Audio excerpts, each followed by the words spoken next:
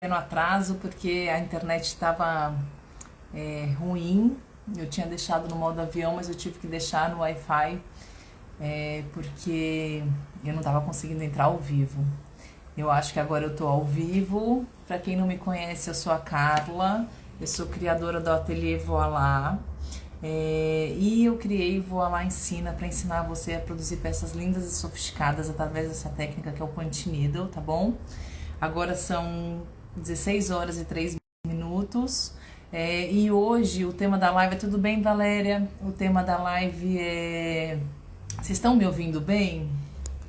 Eu tava ajeitando aqui que eu tava offline, mas acho que agora eu consegui deixar online. Eu tive que tirar do modo avião. Tomara que ninguém me ligue, mas eu acho que não vai ligar não. Qualquer coisa vai dar tudo certo. Tudo bem, gente? Vamos entrando. Eu queria dizer que hoje o tema da live é muito legal. Vocês estão me ouvindo bem, né? O tema da live é quais os principais erros, né, que as pessoas, né, que as artesãs cometem ao começar a produzir, né, o punch needle ou ponto russo, né? Vamos entrando. Eu me atrasei um pouquinho porque eu não estava conseguindo me conectar, mas agora deu certinho. Se alguém tiver pergunta, pode deixar aqui que eu vou começar a live, mas depois eu posso tirar dúvida de todo mundo, tá bom? Tudo bem? Boa tarde. Tá todo mundo me ouvindo bem, né?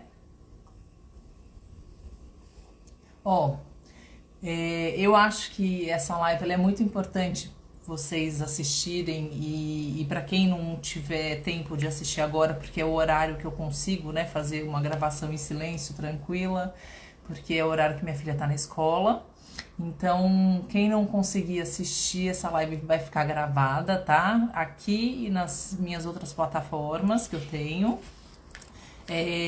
Se você ainda não se inscreveu para a Semana do Punch Needle, se inscreva, o link tá na bio, tá? Tem um link lá que é só clicar para vocês colocarem os dados. E aí, a Semana do Punch Needle é 13, 15 e 17, então é a semana que vem, tá? São 3 dias de muito conteúdo, onde eu vou falar um pouco mais sobre o que é né, o ponto russo, as possibilidades de produtos que vocês podem fazer com essa técnica que é tão gostosa. E aí também eu vou fazer essa fivela de cabelo, tá? Eu vou ensinar. E aí vai ser muito legal, tá? Então eu tô terminando de gravar, já gravei todo o conteúdo e só falta só um último vídeo, então tá muito legal. O que eu ia falar pra vocês, é que quem ainda não conseguiu responder o questionário, me manda um direct, porque o que acontece? A atualização do WhatsApp tem acontecido isso. Algumas seguidoras estão me mandando falando que não estão conseguindo ou não conseguem se inscrever, ou não conseguiu preencher o formulário. Mas isso, gente, é atualização do WhatsApp, tá? Não é uma questão da nossa equipe. Então, como o WhatsApp tem atualizações, às vezes tá dando esse erro mesmo. Mas é só me mandar um direct que eu mando o link diretamente para vocês, que você consegue se inscrever, né, para a Semana do Punch Needle, ou então você consegue responder esse questionário que você falou que você não conseguiu, tá bom? Bom, gente, vamos lá. O que eu quero falar para vocês que quais são os principais erros, né, que acontecem quando a pessoa tenta fazer a técnica e não consegue, né, o punch needle. Eu recebo muitas mensagens, ainda mais quando a gente começa a fazer a semana do punch needle, né, de várias pessoas falando assim: ah, eu já tentei fazer essa técnica não funciona, eu nunca consegui fixar um ponto, nunca consegui fazer. E aí eu sempre respondo, né, que primeiro é a falta de adequação correta, né, dos materiais, né, para você conseguir fazer o ponto dessa técnica. Mas o que eu gosto de explicar para vocês, assim, que eu acho que é de uma maneira bem clara, eu acho que existem 3 pilares para vocês que quando vocês cometem esses erros de não conseguir fazer alguma peça em punch needle ou em ponto russo. E aí, o primeiro pilar, gente, é o erro no planejamento, tá? O segundo pilar, imagina assim, né? Um triângulo e aí o primeiro tá lá o planejamento, o erro de planejamento. O segundo é o erro de produção, tá? Produção ou execução.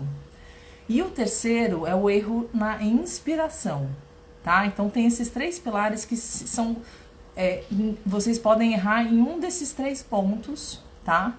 E por isso que talvez você não esteja conseguindo fazer a sua peça em punch needle.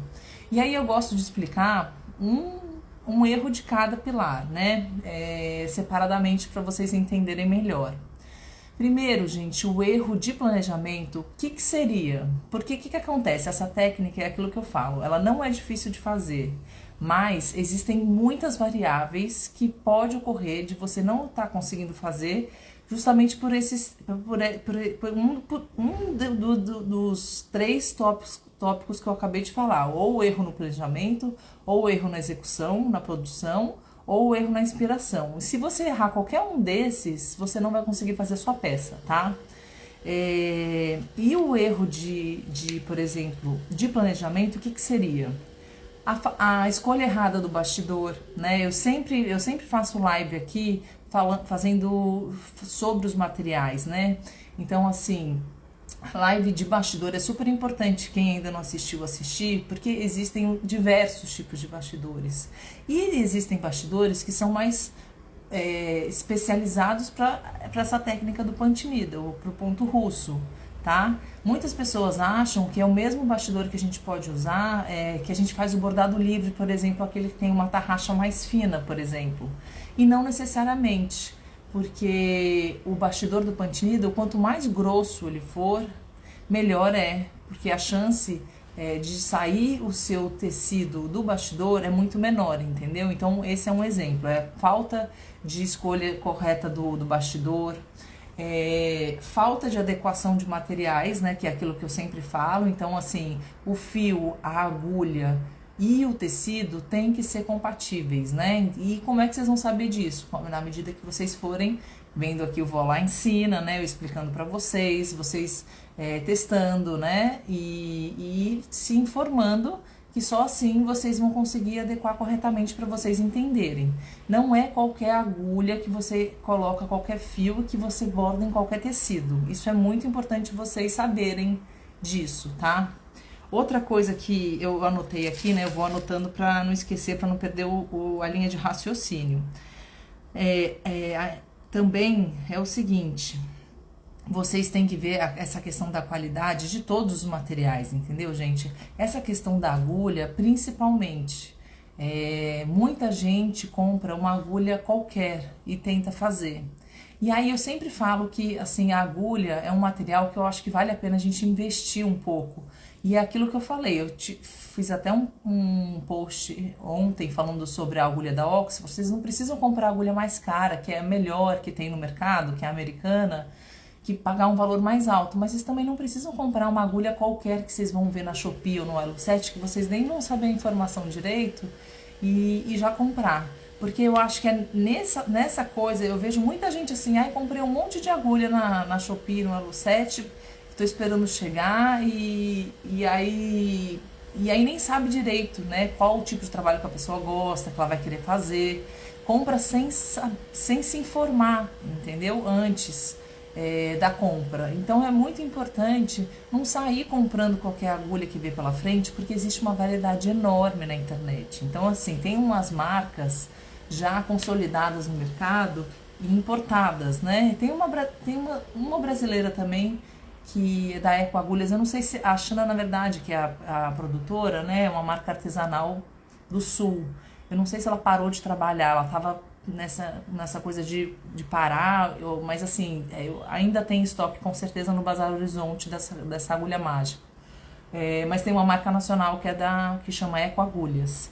Mas essas importadas na Mercado de Acendo, da Lavor, né, da Nude, que é a turca, uma é turca, a outra é argentina e a outra é portuguesa, que é a da Lavor.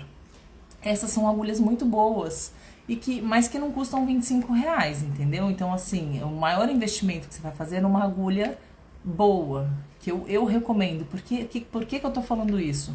Porque na hora de você produzir a sua peça, a gente vai fazer diferença na hora de você perfurar no tecido. Eu falo isso muito para as minhas alunas e todas concordam comigo. Eu falo, gente, ó, pensa na hora de comprar agulha, porque faz diferença, a agilidade do trabalho vai ser muito melhor e mais rápido, você vai conseguir fazer sua peça com muito mais sucesso, porque às vezes a gente não dá essa importância e acaba comprando qualquer uma, e faz diferença. Todo mundo que tinha aquela agulha mais ou menos de latão, ou uma agulha mais em conta, quando comprou uma da Lavor, por exemplo, nossa, ela achou que estava com uma Ferrari na mão para poder fazer seu projeto. Então vale a pena investir em materiais bons, tá? Na hora, então assim, esse erro do planejamento é não investir em trabalhos, em materiais bons. E a mesma coisa do bastidor. Bastidor também faz muita diferença se você tiver aquele da Baroni, que eu sempre indico para vocês, que o fornecedor é ótimo. E ele tem de 3 centímetros de altura, ele consegue fazer até 5 centímetros de altura. Porque na hora que você perfura o tecido, como o tecido precisa estar bem esticado, ele não vai sair do bastidor, entendeu? Então, isso são exemplos que eu acabei de dar de erros no planejamento, tá? Escolha de materiais inadequados e incompatibilidade de materiais.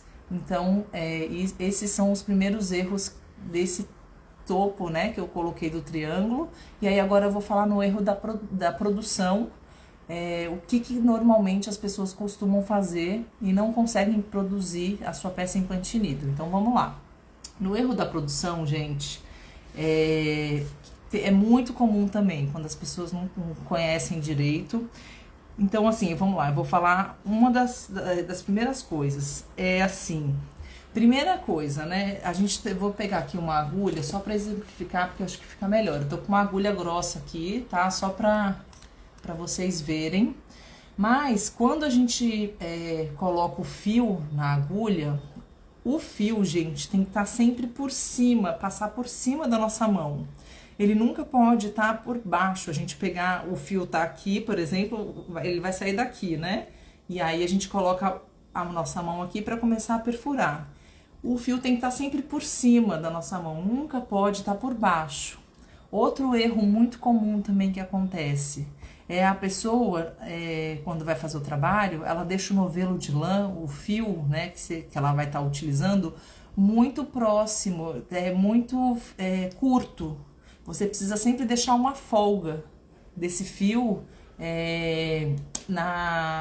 solto, tá? Porque se você deixar muito preso, muito curto, ele não vai fixar o ponto. Então, esse é um outro erro muito comum que as pessoas cometem.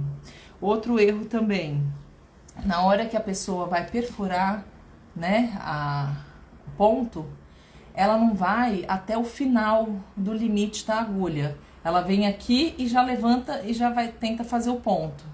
Aí, o que acontece? O seu ponto não vai fixar do lado de trás, entendeu? Você tem que ir... Esse daqui é o D, por exemplo. Esse eu nem gosto de usar muito porque fica o ponto muito curto. No C, por exemplo, você já consegue ir até o final, levantar, arrastar e perfura de novo. Levanta, arrasta e perfura. Levanta, arrasta e perfura. Assim você vai conseguir fixar seu ponto. O que é o errado? É você perfurar e... Você perfura e logo aqui no meio você já levanta para arrastar para fazer o próximo. A chance do seu ponto não fixar também é enorme. Então esse é o outro erro que a pessoa no planejamento costuma também fazer e não conseguir produzir sua peça. Outra coisa, gente, é não segurar o bastidor da maneira correta. Tem gente que segura de uma maneira errada, né? Então você tem que estar, quando você está fazendo seu projeto, você tem que segurar ele firme. Porque essa técnica, não sei se vocês sabem, o punch needle, a tradução literal, né, a tradução é soco na agulha. Então, assim, needle é agulha, punch é soco, né? Então, quando o movimento é esse, né? E é sempre uniforme e fazendo sempre um movimento igual. Então, assim, você não firmar, né? Segurar o bastidor de uma maneira firme e seu punho tem que estar firme também para você poder fazer seu ponto, tá? Outra coisa também que as pessoas erram demais, a direção da agulha que você tem que seguir para poder fazer seu projeto. Toda agulha de punch needle, de ponto russo, gente, ela... Vamos entrando, tudo bem? Vocês estão entendendo direitinho aí, né? Toda agulha de ponto russo, ela tem uma abertura na ponta, vocês já repararam? E essa abertura, eu vou mostrar aqui pra vocês. Essa abertura da ponta que tem na agulha, né? Eu falo, é uma abertura mesmo. Ele é tipo um jateado que tem na agulha. Isso é a direção que você precisa perfurar o seu tecido para você poder fazer o seu projeto, tá? Então, é sempre esse caminho aqui, com a agulha, que você tem que seguir, tá? Então, se a abertura da agulha tá aqui nessa direção, você vai fazendo seu ponto para cá. Quer virar pro lado, vira seu bastidor e continua indo com a agulha, mas a abertura sempre é a direção que você vai seguir, tá? Então, isso também é um erro muito comum das pessoas não saberem direito para onde tem que ir. Outra coisa também, essa técnica é uma técnica que o bastidor nunca fica estático, ele sempre está em movimento, tá? Diferente do bordado livre, que no bordado livre a gente deixa ele, tanto que tem até porta-bastidor, não sei se é porta-bastidor que chama, mas assim, um equipamento que você segura até seu bastidor, né, para você bordar.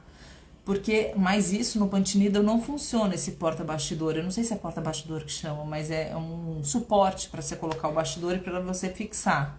No punch needle não adianta, você precisa deixar ele solto, porque você precisa deixar ele sempre em movimento, o bastidor, porque você tem que fazer os pontos e aí você vai virando e você vai fazendo os seus pontos. Então, assim, isso é muito importante também, porque se você deixar ele sempre parado, você vai ficar toda torta, né? Você vai começar a ter dor no pescoço, você vai tensionar aqui. Então, sempre deixar o seu bastidor em movimento, tá? Você segura ele e vai girando para ir fazendo o seu desenho, tá bom? Que mais? Que também é uma maneira incorreta, né? Deixa eu ver aqui. Isso são todos os erros na etapa da produção, tá? Então, olha quantos erros eu falei e quantas coisas, né, que às vezes vocês estão fazendo aí e o porquê que vocês não estão conseguindo fazer, tá? Então, eu já falei do erro de planejamento, já falei no erro de produção, né, e execução, que são todos esses que eu falei. E, gente, tem o erro de inspiração também.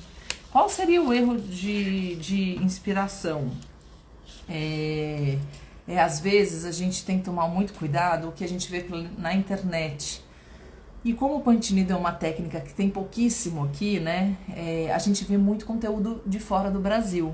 E aí, o que acaba acontecendo? Fora do Brasil é aquilo que eu sempre falo. Existe, por exemplo, tecido voltado para essa técnica, vários tipos de tecidos, vários não, mas assim, existem no mínimo uns 3, 4 que você consegue usar, né? Uns 3 mais ou menos.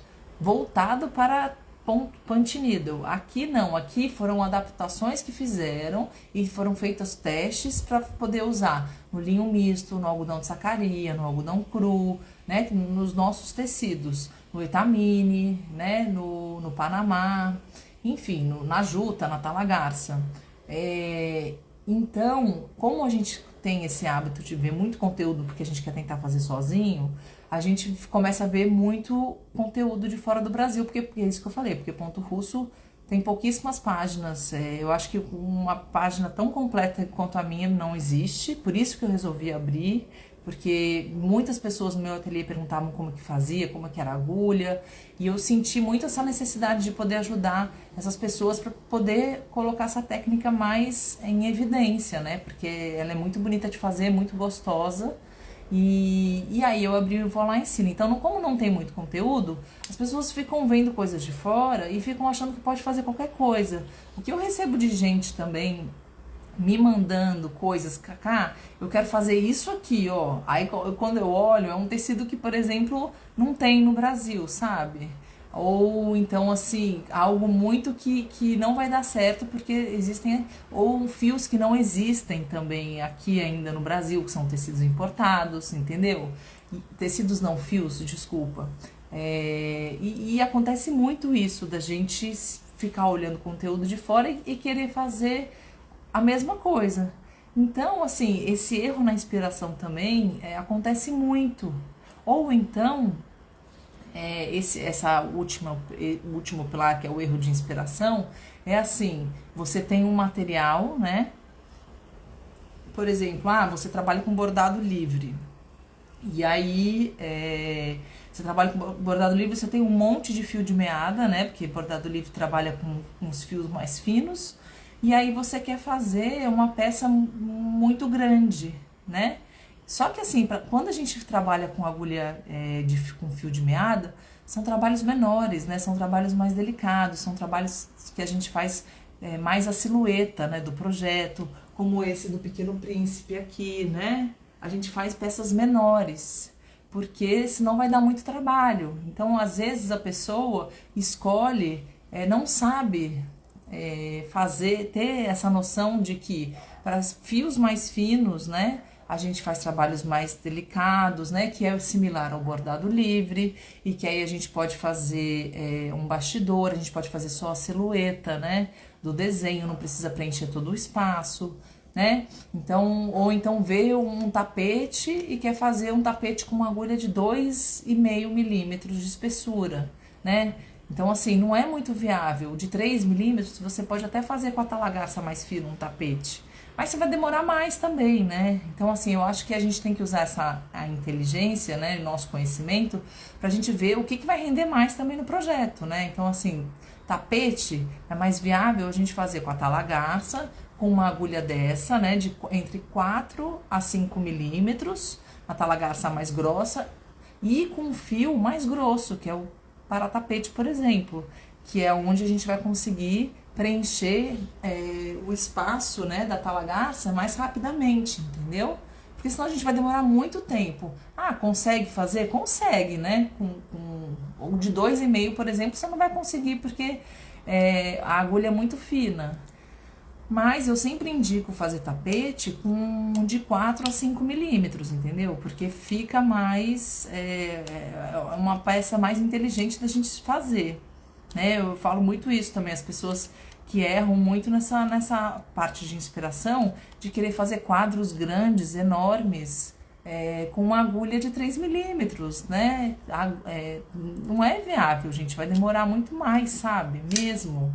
Não vale a pena você fazer coisa muito grande com uma agulha pequena, né? Então aí você já pode partir para tufting, que é aquela máquina que agiliza muito mais o processo, se você tem espaço. Aí você precisa ver, será que eu tenho um espaço suficiente na minha casa para poder colocar um painel, né? Que tem que ser no mínimo 2x2, porque o painel precisa ser grande, né? Porque na hora de colocar a maquininha para você poder perfurar, você precisa ter uma base boa. Será que você tem um local onde você possa fazer barulho, né? Porque a maquininha faz barulho, então seu ouvido também você precisa colocar um fone para poder tampar. Eu, por exemplo, tenho uma filha pequena, então assim, para mim é inviável. Eu não tenho interesse de fazer a tufting, eu acho lindo. Mas assim, eu não faço porque na minha casa não é viável, entendeu? Suja pra caramba. Eu tenho um espaço aqui que eu trabalho na minha varanda de casa, mas eu não quero já mudar uma infra. É uma outra logística, entendeu, gente? Que vocês precisam saber. E às vezes também esse erro de inspiração acontece isso. As pessoas veem trabalhos que são feitos pela tufting e acham que dá pra fazer manualmente. Dá pra fazer? Dá, né? A gente pode usar não sei se vocês já viram aquela maquininha de barbear também, de tosa de cachorro pra fazer o corte. A gente dá pra fazer aquele efeito, mas não em peças grandes, entendeu? Porque tapete, por exemplo, à mão eu faço 40x60. Dá pra fazer de 1,20 m? Dá, mas gente, vocês vão demorar horrores, entendeu? Aí pode cansar demais a mão, não vale a pena, entendeu? É isso que vocês precisam pensar. Se quer fazer peça grande, já é outro material, são outras coisas, né, que você precisa, como eu falei aqui agora com a tufting. você precisa da máquina, né, que é um custo muito mais caro que aqui, mais ou menos em média de R$ 1.200 a R$ 1.500. Você vai precisar de um espaço grande, você vai precisar de um lugar que você faça barulho, que você não vai atrapalhar ninguém, né? Você vai precisar de um protetor, né, de ouvido, porque o barulhinho é forte, o barulho é forte. Então, às vezes as pessoas erram no planejamento, na inspiração justamente nisso, assim, de querer fazer uma coisa que tá vendo na internet e achar que pode fazer tudo, né? E não, tá? Não necessariamente a gente consegue fazer tudo e qualquer coisa com qualquer agulha que a gente tem em casa, tá? Outra coisa que também muita seguidora fala assim, hoje até mesmo eu recebi uma falando, eu já tenho agulha mágica, e aí passo o fio 6, 8 e 6, 8 e um número lá que ela falou. Só que isso pra mim, aí ela perguntou, vou conseguir fazer a, a fivela da semana do Punch Needle? Só que assim, gente, ela não me falou a marca da agulha, por exemplo, ela não falou o fio que ela estava usando. Se ela tivesse falado assim, eu tenho um fio de meada aqui, eu tenho um fio de meada, eu consigo fazer uma fivela? Aí eu ia responder, tem um fio de meada com agulha, eu consigo fazer a fivela? Eu ia falar, bom, consegue, né? Porque na verdade a fivela você pode fazer ou com fio de amigurumi, que foi o que eu fiz, ou você pode fazer com lã, ou você pode fazer com fio de meada, né? Ou a linha Clea ou a Anne, que são os fios mais finos. Mas falar um número específico que ela tem, que talvez é a marca da agulha mágica da Círculo, que tem um número assim, eu não vou saber direito, entendeu? Porque é aquilo que eu falo, cada fabricante faz a sua própria denominação de agulhas, entendeu? Então, assim, não existe uma padronização das agulhas aqui, não só no Brasil, né? No mundo todo. Então, você me falar que você tem a número 8, a não ser que você me fale a marca, entendeu? Aí eu vou saber te ajudar para poder responder. Mas falar aleatório sem a marca e um número, eu não vou saber se vai dar para fazer ou não, entendeu? E aí o que eu respondi para ela? Você precisa saber se o seu fio que você está usando é compatível com a agulha que você está usando, que aí você vai conseguir fazer a peça. Entende o que eu tô falando, gente? Tá claro para vocês? Me conta aqui.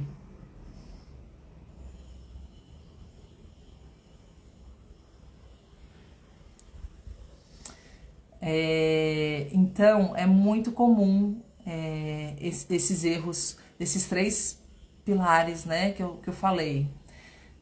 O erro de planejamento, o erro de produção e execução e o erro de inspiração. Outra coisa, vocês podem se atentar em todas essas coisas que eu falei aqui na live e ainda assim pode dar errado. Vou dar 2 exemplos para vocês que já aconteceu comigo. Logo quando eu comprei o meu bastidor da Barone, né? Mas eu comprei num armarinho online, porque aqui no Espírito Santo os armarinhos cada vez estão fechando, né? Tá virando a tendência das coisas é tudo ser online. Então, o que aconteceu? Eu comprei um bastidor, que eu já tinha uma encomenda, e aí eu fazia muito bastidor no ateliê, eu faço muito bastidor pequeno, e aí eu recebi uma encomenda de uma almofada e eu não tinha um bastidor grande para fazer, eu tive que comprar na internet. Comprei na internet. Isso assim, a cliente já tinha fechado o pedido, já estava tudo certo, eu tinha que fazer a encomenda para mandar para ela no meu ateliê.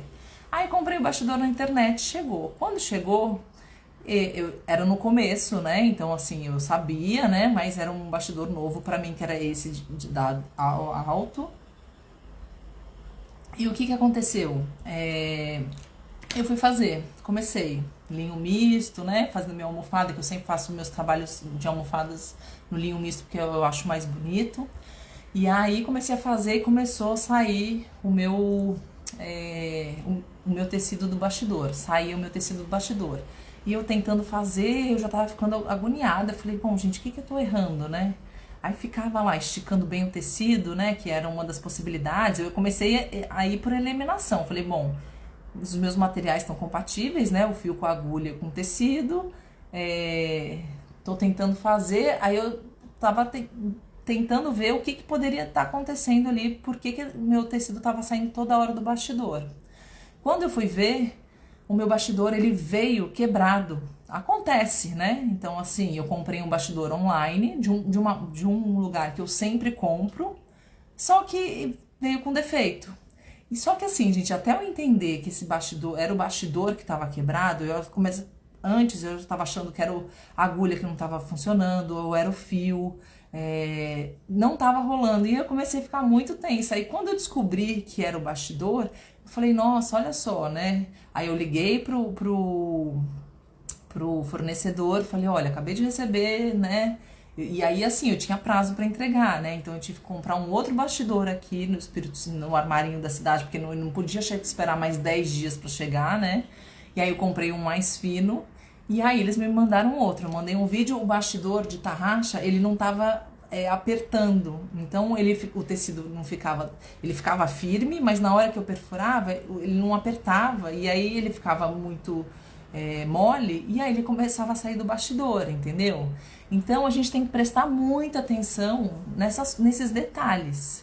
E até eu descobri, eu quase fiquei doida, né? Porque, ai, vai ter um negócio aqui. Ai, caiu. Inventou. Quase fiquei louca, entendeu? Então, assim, a gente precisa prestar atenção nessas etapas.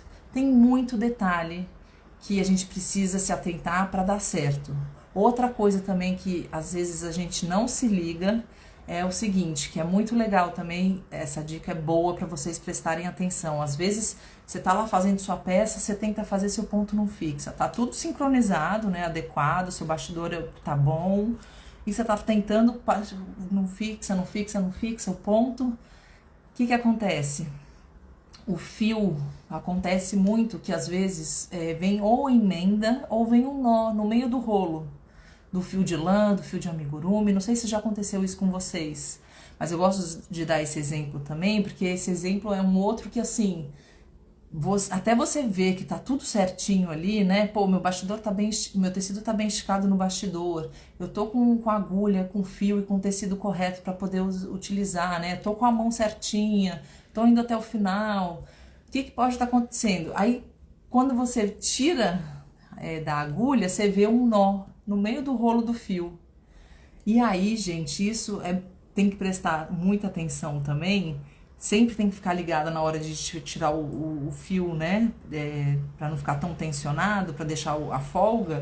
Porque se você não vê esse nó, você pode acabar estragando o seu trabalho, porque você vai ficar perfurando o seu tecido diversas vezes no mesmo lugar, e aí o que vai acontecer? A trama do seu tecido vai ficar rasgando e abrindo, né? Porque você vai e volta, vai e volta, vai e volta. O pontilhado você consegue fazer isso umas 2 vezes, se você quiser trocar, né? Dependendo do tecido que você utilizar. Se for um tecido muito fino, acaba que rasga o tecido e você perde seu trabalho, entendeu? E isso já aconteceu comigo e aconteceu já com uma aluna também, que ela estava terminando de fazer o projeto dela, era um leão super fofo, era exatamente essa peça que ela estava fazendo. E aí aqui, ó, o fio dela estava com um nó, ela não percebeu, e ela acabou, e ela ia e voltava, ia e voltava. O que aconteceu? Acabou rasgando o trabalho dela. E ela falou, meu Deus do céu, não acredito que aconteceu isso. Ela já estava tipo quase terminando. E como ela tem habilidade manual, né, foi muito legal isso também, porque aí às vezes a gente dá no nosso jeitinho de artesã, né, pra gente tentar não perder todo o projeto. Ela colocou tipo uma bochechinha aqui no leão, em tecido, e colocou em cima, e aí ela fez tipo um ponto de bordado livre, e ficou a coisa mais linda. Mas eu conheço também seguidora que já me mandou mensagem falando, gente, desisti dessa técnica, porque eu rasguei o tecido, e aí assim, que ódio que me deu, porque eu tava quase terminando o projeto, e aí aconteceu isso, tinha um nó de emenda, e aí a pessoa não vê, né, porque passa no corpo da agulha, você só vai ver que não tá fixando, entendeu? Então, assim, já aconteceu isso com vocês? Tem que tomar muito cuidado. Ó, a Vanessa tá falando, isso aconteceu comigo, um nó no fio. Acontece, não é raro acontecer, viu, gente? Isso pode super acontecer, como já aconteceu comigo, aconteceu com a Vanise, que também é minha aluna, mas aconteceu também com a Sônia, que é uma outra aluna minha, que ela me mandou uma mensagem assim, desesperada. Ela, Cacá, o que eu faço? O que eu fiz? O que aconteceu? É porque a gente fica, tipo assim, meio chateada, né? A gente fala, nossa, não acredito, tava quase terminando. Ou pode ser também no começo do projeto, né? Mas é isso que eu falo, o Pantinido a gente consegue trocar as cores, mas a gente não pode ficar perfurando demais no mesmo lugar, entendeu? Porque senão a gente estressa a trama do tecido e aí não consegue fazer, entendeu? É, então, gente, basicamente são esses três pilares que eu falei para vocês dos erros, tá? No planejamento, na produção e na execução e na inspiração. Prestem atenção nesses três pilares para vocês conseguirem produzir a sua peça, tá? E mesmo assim, fiquem atentas porque acabei de dar dois exemplos que podem acontecer e que não estão, né? São coisas, fatores externos que podem acontecer, né? Então, o fornecedor mandar um material que veio quebrado, com defeito, né? E aí eles trocaram sem custo para mim, óbvio, mas demorou, tipo, mais 15 dias, então isso foi ruim para mim, porque eu tive que comprar outro bastidor e aí não tinha o mesmo modelo daqui no Espírito Santo, eu tive que comprar um mais fino e que eu senti diferença, sabe? Que é aquilo que eu falo, aquele muito fininho bastidor, eu não gosto de trabalhar assim. Eu trabalho assim, eu faço a peça, né? Mas como eu tenho o da Baroni, hoje em dia eu nem faço mais com os finos. Ou eu opto com os que tem prego na lateral, pregos nas laterais, né? Ou eu opto por esse da Baroni, porque o muito fino, é ruim, gente. Não é um bastidor, ele é bom para bornado livre, por exemplo, entendeu? Que você não precisa de força para poder fazer, entendeu? Então, assim, eu não recomendo esse tipo de bastidor para vocês fazerem no Pantinido, tá? A Ana Craft tá aqui, tudo bom, querida? A Ana é uma super parceira, gente. Ela é minha parceira de vendas de materiais, tá? Ela vende agulha, ela vende tecido, ela vende todos os materiais voltados para a técnica do Pantinido. Ela tem umas coisas de crochê também, de tricô que ela faz. Então, mas ela tem um site que ela vende as agulhas todas que eu recomendo, ela vende. Ela é ótima e ela faz trabalhos lindos também. Obrigada por estar aqui, viu? Não sei se você está aqui ainda, Ana. E aí ela falou aqui recebo muita pergunta sobre agulhas, justamente porque não tem essa padronização. É aquilo que eu falei. A maior dificuldade, eu acho, que as pessoas têm é na hora de comprar agulha. E eu acho que não só essa dificuldade, eu acho que também a gente tem muita ansiedade de querer comprar quando a gente quer aprender uma técnica, algo novo, né? Então a gente quer sair comprando qualquer coisa. E não façam isso, gente, porque é aquilo que eu falo. 3 agulhas ali na Shopee baratinha que você compra, uma outra sei lá, na Shein, né, que pode ter, não, na Shein não, mas no Mercado Livre, né, que vem da China, mas você vai juntando esses valores, vai dar uma agulha da Mercado Livre sendo, entendeu?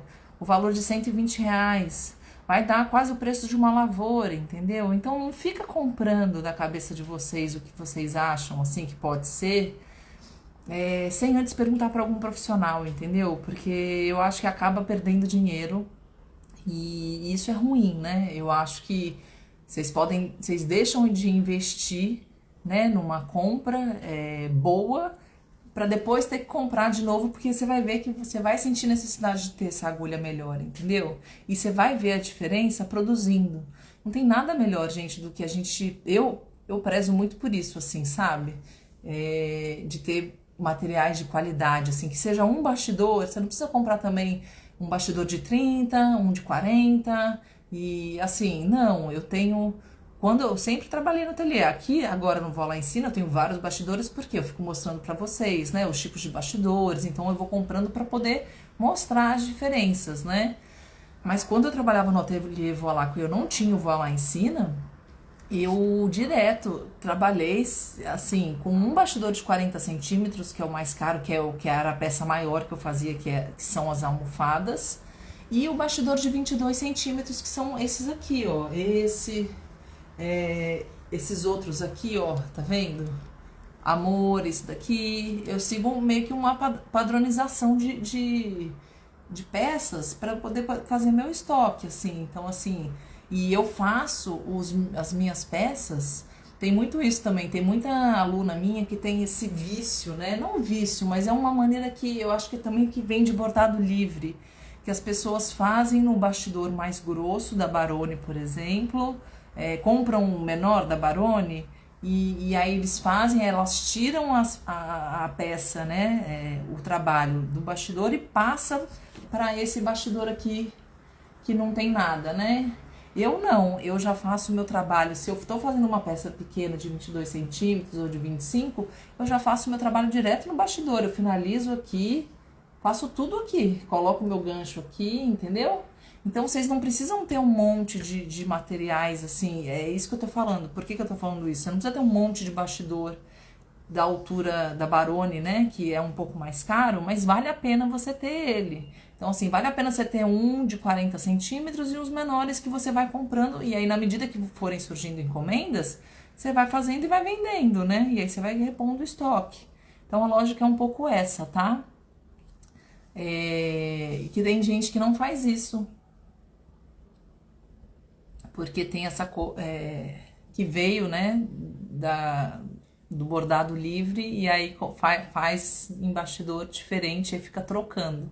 Pra mim não tem necessidade de trocar, até porque, gente, outra coisa importante vocês saberem também, se eu tô fazendo uma peça igual a essa, que eu faço um trabalho que eu cubro ele todo, você vai ter dificuldade de tirar de um lugar e passar pro outro, porque o seu ponto aqui é ponto reto e ponto relevo, né?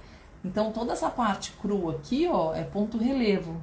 Você vai ter dificuldade de colocar no bastidor sem passar de um pro outro, entendeu? Porque o ponto, como ele fica cheio embaixo, você vai ter praticamente assim, você não vai conseguir, entendeu? Então, é isso também que você precisa se atentar na hora do erro da execução, tá? Gente, eu acho que é isso. Eu falei aqui quase 50 minutos, né, de live, mas basicamente é isso, tá? Eu queria saber se alguém tem alguma dúvida, queria saber se todo mundo já se inscreveu para a semana do Punch Needle, tá? Tem gente entrando agora, essa live vai ficar gravado para quem está chegando agora. Quem ainda não se inscreveu, se inscreva, o link tá na bio. Quem não conseguiu se cadastrar ou responder o questionário, me manda um direct que eu vou mandar o link diretamente, porque isso é erro do WhatsApp, de atualização do WhatsApp mesmo, né? Não é erro nosso. Acontece que tem acontecido de algumas alunas não conseguirem se inscrever, mas eu tô mandando direto o link e tá rolando. A semana do Punch Needle vai ser super legal. São 3 dias onde eu vou falar sobre a técnica, a diversidade de coisas que você consegue fazer, né? Vou falar sobre o ponto reto, sobre o ponto relevo. Vou fazer uma peça, né? Que é essa fivela de cabelo, que é uma fivela super bonitinha. Eu vou deixar um molde para vocês fazerem depois em casa, né? Aí vocês vão fazer com a agulha que vocês tiverem aí, e é isso que eu tô falando, cada um vai adaptar, né? Então se a pessoa tiver uma agulha muito fina, faz com a linha de fio Clea One. Quem já tem a média de 2,5 pode fazer com a de amigurumi, quem tem a de 3 pode fazer com lã, tá bom? Vamos adaptar os materiais que vocês têm para vocês conseguirem produzir a fivela de cabelo, tá? E aí é isso, falei demais, né? Queria agradecer a presença de todo mundo. Se alguém tiver alguma dúvida, pode me mandar, deixar nos comentários, ou então me manda um direct também, tá? Quinta-feira que vem não tem live, porque é a semana do Punch Needle, mas na outra quinta-feira eu volto aqui pra gente fazer uma live bem bacana, tá bom? Beijo, obrigada a todo mundo e boa tarde. Até mais.